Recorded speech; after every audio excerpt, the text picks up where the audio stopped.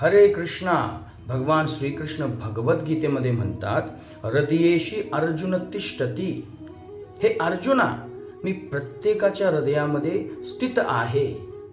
सुहृदयं सर्वभूतानां, आणि मी प्रत्येकाचा खराखुरा मित्र आहे. मी कोणाचाही द्वेष करत नाही. आणि भगवंतांप्रमाणेच भगवंतांचे भक्तही सर्वांचे मित्र आहेत. ते सर्वांचे हितकारक हितचिंतक आहेत. शिवाय ते कोणाचाही द्वेष करत नाहीत.